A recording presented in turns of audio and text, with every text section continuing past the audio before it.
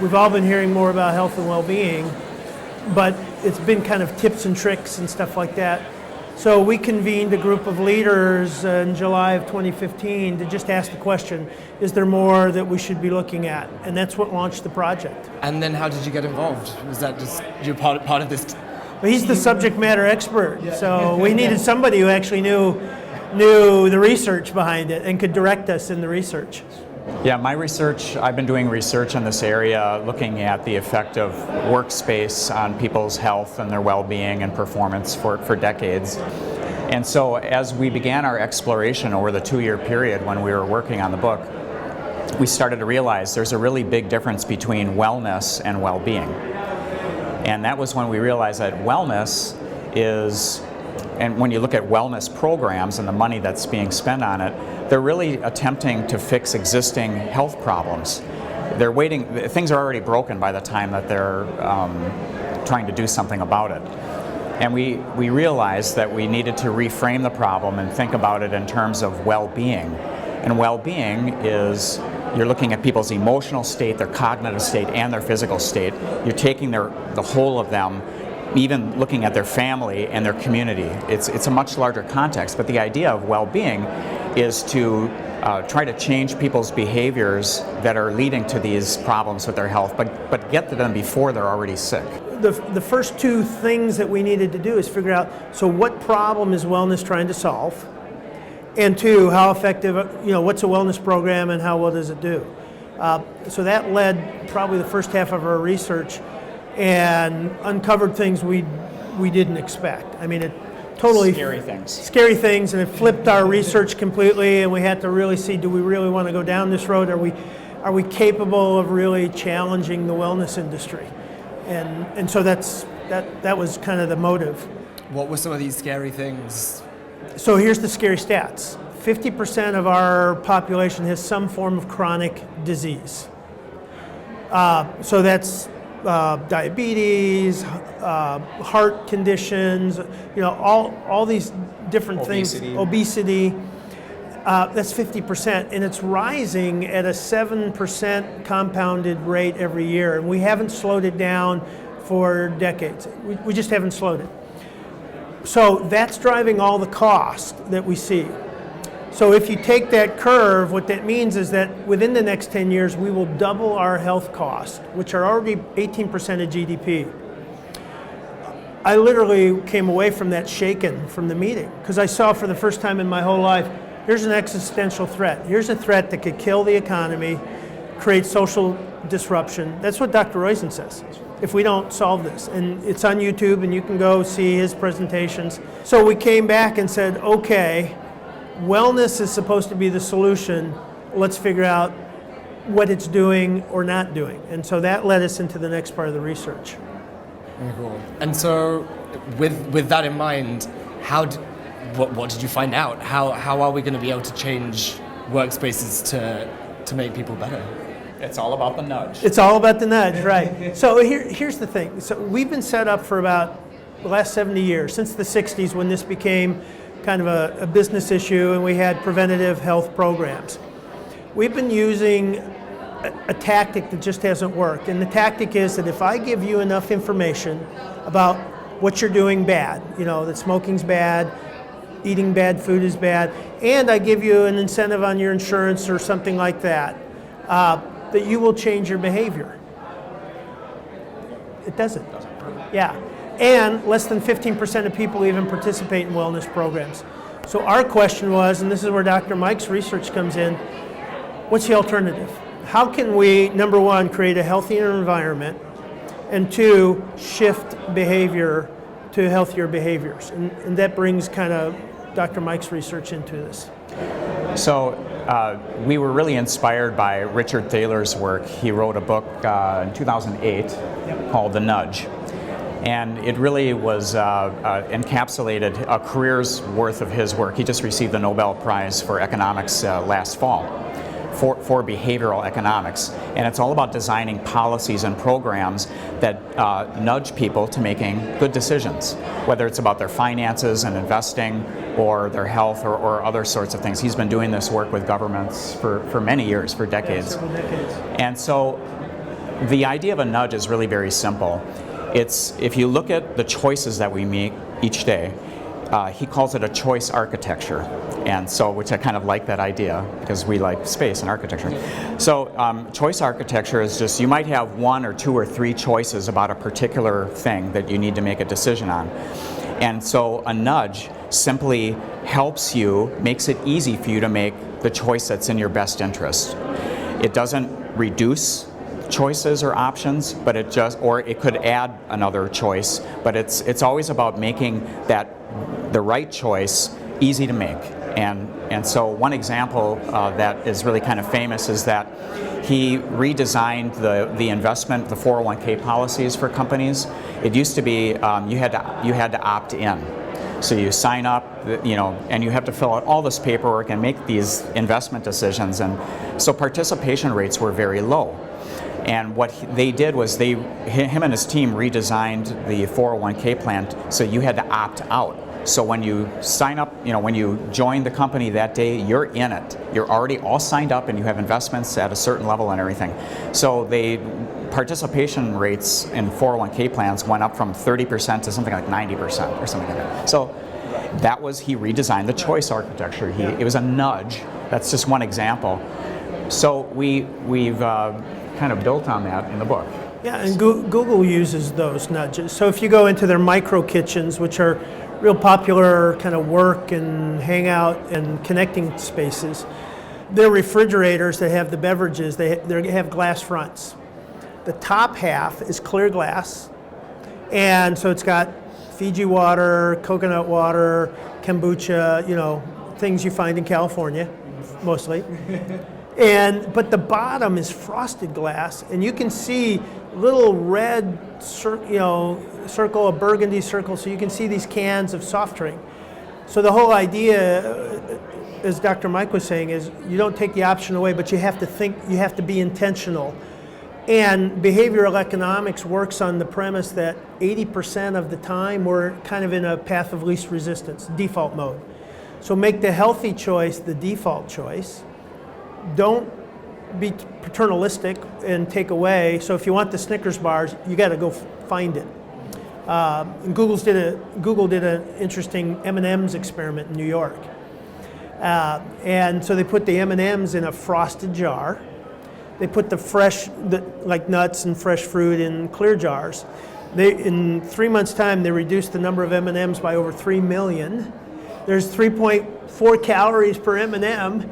It was 855 pounds of weight.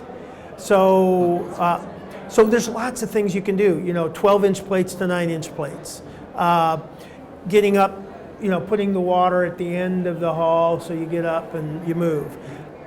Things that we know, but we don't do them by design. They kind of just happen by accident. So there's a lot of value in shifting you can do by design. So one of the things that the sort of point of thinking about improving well-being, the single biggest threat to well-being, the biggest enemy of well-being is stress, work stress. And so what we've been doing in our research now is to take what we're learning in the book and start to try to think, okay, what can we do in terms of developing design nudges that will not directly impact well-being, but will reduce stress. Because if we can reduce stress, we know for sure we're going to increase well-being. So when you get stressed out at work, your body has a reaction, and you tend to release cortisol and these other hormones that are really very harmful to you. And they stay in your circulation it takes about 24 hours before your body cleanses itself. And the problem is that by the time you go back to work the next day and get another shot of stress, you've got this cortisol floating in your system. And cortisol is the gateway to disease in the body. It's related to coronary heart disease, cancer, all these other issues. It's a really, really very toxic thing. Autoimmune, obesity, it goes on and on and on. And so if we can reduce stress by designing in very simple nudges into the design of space, that's a huge win, because we know from the book's research that people overall, we spend 90% of our lives inside of one building or another. and obviously we all work, 60, 45 hours, 50, 60 hours a week, you're spending a lot of time inside. So if we can design nudges in to even just incrementally make your life slightly less stressful, if you put that over the population of 160 million working people in the US alone, it's got to have a big impact on people's well-being ultimately, and that's really what we're all about. And the thing about nudges is that they should be cheap and cheerful. They should be, and by that I mean they should be easy to do, they shouldn't cost you anymore. And so that's what our research is looking at right now. Can we start to create a list of different sorts of nudges that we can build into the space that we know are going to reduce stress? And that's really our mission now at this point. And think of it as reducing the friction in the workplace. So there's friction in finding information. There's friction in focus.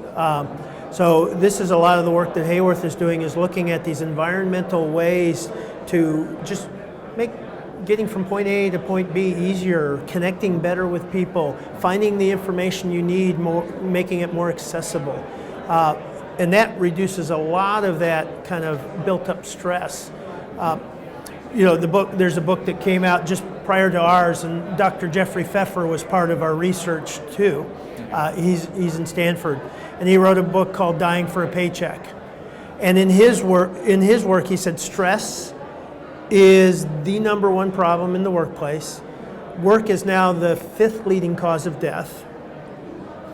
Heart attacks go up 20% on Monday, and your boss has more impact on your health than your doctor. That last one was pretty scary. Yeah. So and there's 160 million people who go to work every day. One of the companies we looked at is a positive outlier. So we looked at companies that have cultures of health. They focus on wellness and well-being. But then we looked at companies that have healthy cultures. And they behave very differently, because for the healthy cultures, a lot of this is natural. They don't have lots of programmatic things. So Barry Waymiller in St. Louis, for example, they know that if somebody goes home a little happier, appreciated, that positive benefit goes home with them, and it affects their kids, it affects their neighbors. Conversely, if they go home and they did 10 things right but get kicked in the rear end for the one thing they did wrong, that negative stuff goes home with them as well. So the workplace has a lot of impact on what's playing out, when we go home and in our communities as well. That's why we so badly need to shift to well-being, because right now in corporate wellness programs, again, they're looking at things like things that are already problems, like you're diabetic or you're smoking or you're obese or something like that. They're trying to fix things that are already broken. And if you think of the huge impact, like Rex was saying, you take that home, you're taking all that baggage home with you. You're not as nice to your family as you should be. You're not as sociable with your community. It has these subtle ripple effects that are huge, that are really huge. And there's so much opportunity for us to be able to do something in the workspace, as I was saying, with good design, with thoughtful, baking all these little nudges in, along with better policy too. And management culture. It's a win. The neat thing about design is that you have some criteria. What are you designing around? So if you're designing around how do we live and work healthier together, then that causes you to look at, the culture, the policies, and all of that as well. So that's the power of coming in, looking at the environments we live in, and thinking through from a design thinking standpoint. It's not just about, a quiet zone. It's why is the quiet zone there, and what's the workflow, and why do we want it there to begin with. So how is this all then going to affect the way that we design spaces in the future? Is this something that needs to be taken up by everybody for it to work, or will it be gradually integrated into the way spaces are designed and developed? I think we're going to have to lead by example, and I think this book is one, this book kind of puts the problem out there. We're going to continue our research, and I think it's going to be one of these things that when companies start building spaces using these criteria, they're going to be able to use that to attract and retain, because people care, especially the younger generations, really care about their well-being, not necessarily just their health, but their overall work experience and their well-being. So if you're out there winning in your competitive segment because you're attracting and you're doing these things, I think that it'll have its own kind of momentum. That's how I think. Because it's the whole point of choices. You can't force, you can tell and tell and tell, and companies won't adopt. But when they start seeing their competitors winning in the marketplace or being more successful, I think it'll drive it. I think too we're at a real turning point even in the country with the stress and the whole healthcare challenges and the unknowns and all that comes inside a company, and so companies are having these conversations and talking about it. Every company talks about engagement, but the truth is really about well-being. Engagement is really first about how do I feel about my people, the culture of the company. It gives us an opportunity to start a new kind of conversation. And really, companies don't have a choice. I mean, you need healthy, happy, engaged employees. I mean, knowledge work, if you're under stress, that cuts, that just shuts down your prefrontal cortex completely. So I think the timing's good. We were very fortunate in our timing.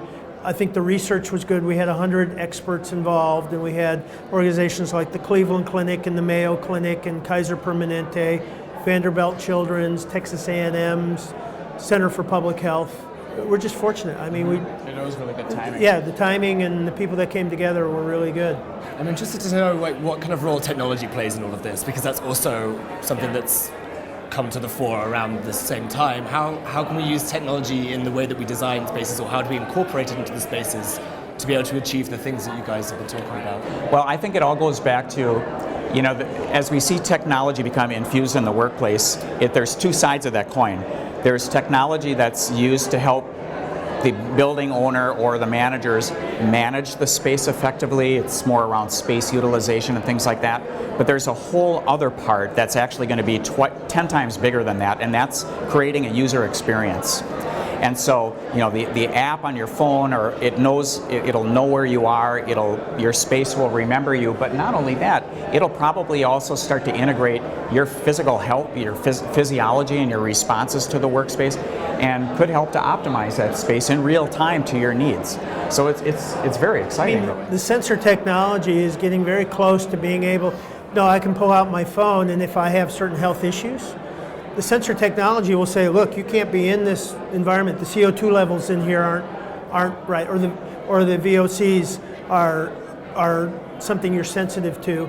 But also it can point me to where I work best. So go to this area, or it can show me where my heart rate variability. I need to recover. I need some recovery time. So I go to the recovery room. Like Pandora as a music app. We're going to have a health app that kind of tailored to ourselves, that helps direct and guide us, built on sensor technology, built on apps, and I think it's going to have a big, huge effect. I mean, even in sit to stand, one of the big problems in sit to stand is that once you set it, you tend not to. Well, there's new technology out that nudges you, every 45 minutes, it nudges you and say, hey, you haven't moved in 45 minutes. Time to get up. Get your ass up. Yeah, that's right. Yeah, get up and move. So Get up and move. it's going to be a huge enabler. Not a savior, but a huge enabler. We're just getting smarter, faster, and now we need to know how to use it. I mean, those technologies are going to be able to let us layer in a whole nother level of nudges, because it can nudge you to remind you to do this, or nudge you to get out of that space because your heart is beating too fast, or you're having some bad response to it. So the trick for successful organizations will be to successfully integrate that high quality technology and user experience in with the right types of spaces. And that's always a challenge. We always want to optimize the spaces for the business needs as well as the work requirements, but there's going to be that additional layer of technology in that infrastructure that didn't exist a few years ago. But it's a good challenge to have. Something else I was interested in would be the aspect of social media in all of this.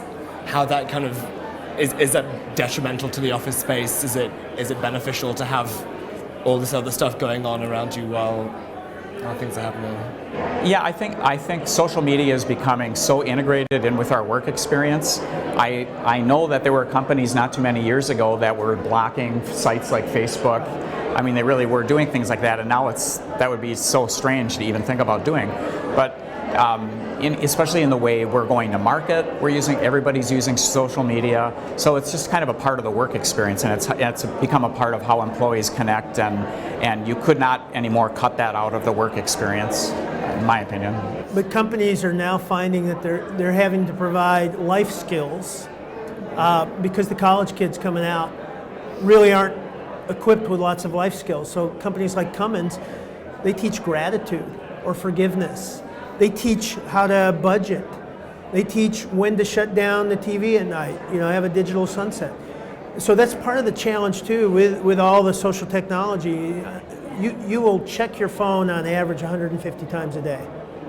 So probably more for me, I have to say. So there is this kind of, it's creating loneliness, it's creating depression. So that's where culture comes in, that's where norms come in, that's where training comes in. More and more companies are finding that they're having to become kind of a secondary university on their own company's skills and technology, but life skills as well. I think we're going to continue to see that because, the social media, and we've seen what's happened in the last year with Facebook and the challenge and the research on depression. Yeah, that's real stuff, and that loneliness is really real stuff. Loneliness is worse than smoking 3 packs of cigarettes a day. But then I guess, there must be design solutions in there somewhere to that too. There must be ways for companies to... Digital free zones, so that comes into design. That comes in, the company I'm working with, they're shutting off their emails at 6 o'clock on Friday, and then they start them again at 6 o'clock on Sunday. Yeah, and Haworth makes technology collaboration products like Bluescape and Workwear that we integrate into the fabric of our spaces, and our customers do the same. And that's a wonderful technology, Bluescape in particular, because it's a huge virtual world where you can put all your information, and teams from all around can collaborate. And you can put anything from a video clip to a PowerPoint to documents, and everybody can see it and work with it at the same and time. That's a positive talk. Social. That's a positive, because we know It's that not all social bad. interaction. Right. Well, it's because not the bad stuff. It's the good. It's creativity and it's collaboration, it's teaming as opposed to distraction. I would also just comment in general, it's not directly related to that, but as we see workspaces become more sophisticated, that layer of technology infused on them, I think something really kind of that's been around for a long time, but is culture. And the successful companies will have a strong and positive culture. And that's going to be the glue that's going to hold, because people are so distracted and fragmented, and our work is so mobile and agile now, that culture is going to be the thing that we come back to. It's like having a strong family and a common vision for the future and a common sense of connection. It's in a funny way as sophisticated as we're coming back. There's to a high really touch. basic. There's a human side to this too. That really the whole conversation about well-being brings up that human side of the conversation that we sometimes overlook. Cool. I think that's probably about we it. got I it, think we touched on a lot of stuff there. We did, yeah. It was That's pretty good. Good. Good job, guys. Thank you so much. Thank you very much.